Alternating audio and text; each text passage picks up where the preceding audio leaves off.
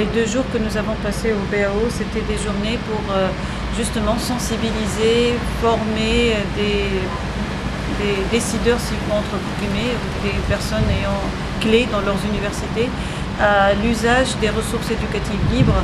Et comme étude de cas, on a pris l'ID9. Donc le tout, on les a formés sur qu'est-ce qu'une ressource éducative libre, quels sont les droits qu'un auteur peut mettre sur une ressource qu'on appelle le Creative Commons, comment on peut utiliser le moteur ID9 pour mettre en place une formation ou comment on peut utiliser le moteur ID9 justement pour accompagner les étudiants et les décideurs. La formation vient à son heure parce que avec l'Université de Bombay, on vient juste d'ouvrir l'IFOWAT, l'Institut de formation à distance, et que la mise en disposition des ressources électroniques libres va être quelque chose de bénéfique pour notre jeune universitaire.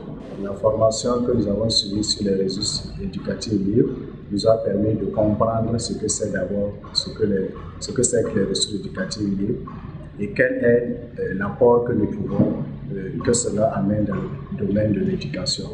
En venant à la formation, je pensais connaître beaucoup sur les REL qui sont les ressources éducatives libres, mais une fois arrivé à la formation, nous avons beaucoup appris avec la formatrice.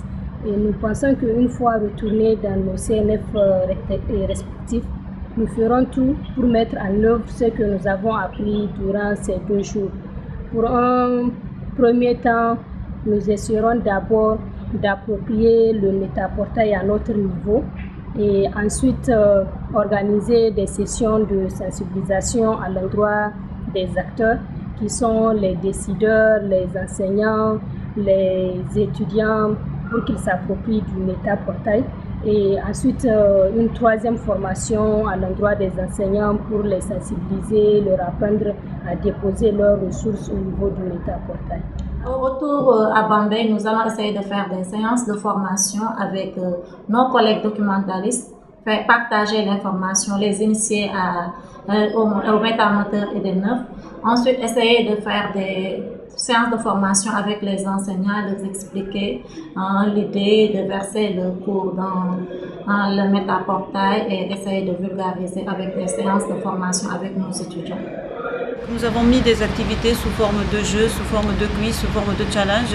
Et voilà, le résultat était que les gens ont été sensibilisés et ils veulent transmettre ça après. Comment ils vont faire? Donc chacun a mis en place une procédure de suivi par rapport à cette formation. Il y a des gens qui vont faire une formation d'une petite heure sur les droits d'auteur et la licence Creative Commons. Il y a ceux qui vont faire des sensibilisations de leurs directeurs et des décideurs. Il y a ceux qui vont sensibiliser les enseignants. Il y a ceux qui ont déjà des ressources éducatives libres et qui vont négocier avec les auteurs de ces ressources-là. Ils vont les indexer et les envoyer à l'IFIC. Donc voilà, chacun de sa part a essayé de faire une petite brique dans l'édifice de l'ID9.